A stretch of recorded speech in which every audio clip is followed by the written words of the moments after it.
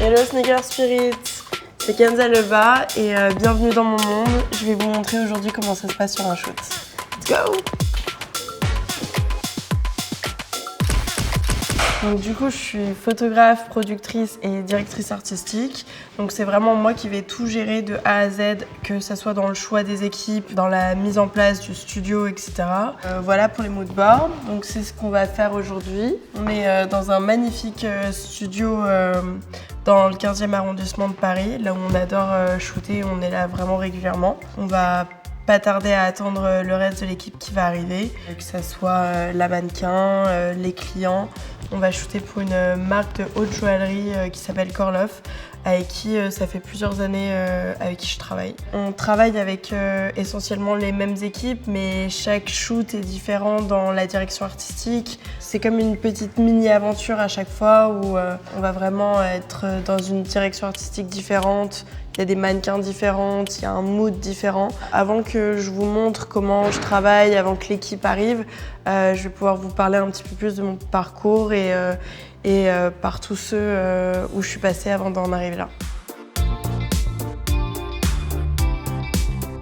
J'ai commencé quand j'avais 12-13 ans. J'ai commencé avec ma sœur en la déguisant, en lui faisant du make-up, etc. C'était pendant que je passais mon brevet des collèges et j'allais même pas à l'école. Ma mère était là en mode « s'il te plaît, va à l'école, va passer ton brevet ». Moi, j'étais au bord de la piscine en train de make-upper ma sœur en lui faisant des costumes, en faisant croire que c'était la couverture de Vogue. Donc c'est vraiment une passion qui est arrivée très tôt. J'ai même retrouvé des carnets de moodboard.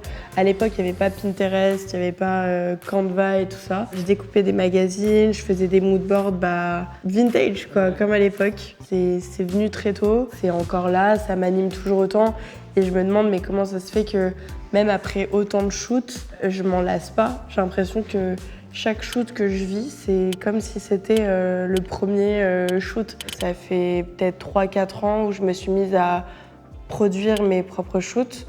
Donc on a monté une boîte de production et c'est nous qui gérons tout de A à Z, que ce soit le choix des équipes, le stylisme, le choix des lieux.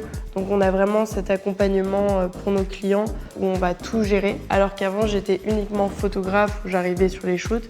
Maintenant il y a vraiment cet aspect global, que ce soit dans la direction artistique, au choix des équipes. Je suis d'abord arrivée à Londres où ça a été assez compliqué parce que je dormais devant la porte des agences de mannequins. Ils voulaient même pas me filer des new face à prendre en photo, même pour rigoler. Enfin, on appelle ça des test shoots. Et c'était un peu compliqué parce que j'avais 15 ans. J'étais partie de chez mes parents tôt à l'autre bout du monde de Bali. C'était dur de se faire une place. Et ça a mis des années d'acharnement, de résilience. Et ensuite, je suis allée faire l'école des Gobelins à Paris, une école de photo. Ce que je préfère faire, c'est vraiment c'est mettre en lumière et rendre belle une femme. Une fois qu'elle va être devant mon objectif, je vais me dire comment je peux la rendre encore plus belle.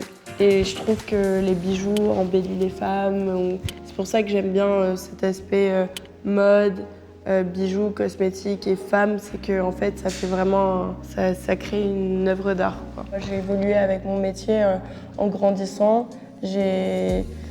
Ça arrive à maturation et je pense qu'on apprend à savoir ce qu'on aime, ce qu'on n'aime pas en ayant des échecs, en testant des choses. Enfin, je vis que pour mon métier.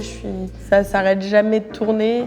Quand je travaille avec de la haute joaillerie, c'est de l'art en fait. Et du coup, de mettre en lumière l'art de marques et sur lequel ils ont bossé depuis des années, c'est fantastique. Puis je pense qu'on ne se rend pas compte quand on swap sur nos téléphones, sur Instagram, tout ça, le temps de préparation d'un shoot, de mettre une équipe, de produire tout un shoot. En fait, on regarde une photo en 10 secondes, mais en fait, on a mis 1 mois à préparer ou 10 jours de préparation de shoot, donc c'est beaucoup de travail.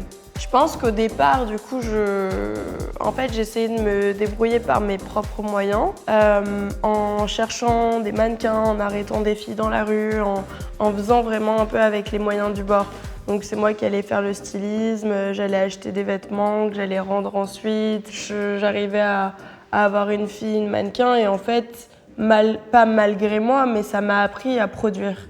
Ça m'a appris à organiser un shoot et ensuite j'ai vu aussi des boîtes de production faire et ça m'a appris le métier pendant des années et je me suis dit mais en fait pourquoi pas produire mes shoots parce que là en fait je vais pouvoir être dans chaque détail et contrôler chaque détail et c'est vrai que je suis très attentive aux détails, que ça soit je pense qu'on peut demander à mes équipes, mais j'aime quand les choses soient vraiment minutieusement faites. Pour moi, c'est hyper important d'avoir vraiment un travail d'équipe. C'est pas chacun pour soi, parce qu'à la fin de la journée, la photo, on l'a créée ensemble. Que ça soit une synergie et qu'on soit à l'écoute chacun l'un envers l'autre. Bon, je crois qu'il faut qu'on coupe parce qu'il y a les clients qui attendent et qu'on va être en retard. Vous allez pouvoir me voir un peu en action et voir comment ça se passe dans les coulisses d'un shoot et on va aller les accueillir. Je crois qu'ils viennent d'arriver.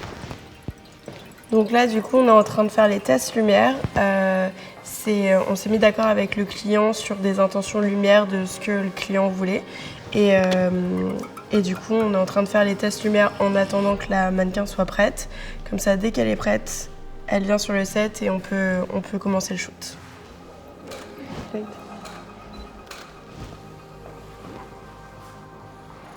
Je pense qu'on peut encore un peu plus pousser, non ? La lumière, elle est assez complexe dans le sens où il faut vraiment trouver le juste milieu pour pas perdre l'attention sur le diamant, sur le bijou. Là, on fait un peu les réglages où on a vraiment besoin d'un dégradé sans perdre la lumière sur le bijou. Donc c'est assez complexe, c'est pour ça que ça met un peu de temps.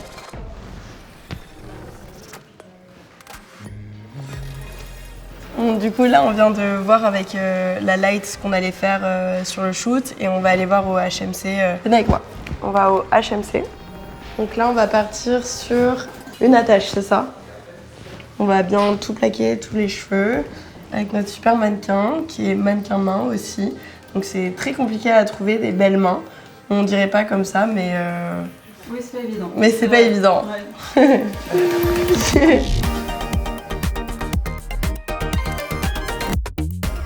Merci beaucoup Sneaker Spirit de nous avoir suivis aujourd'hui. C'était trop cool de vous avoir avec nous. Et j'espère à bientôt. Bon, ok, ça record. Il faut qu'on arrête de dire des bêtises, même si on ne dit jamais de bêtises.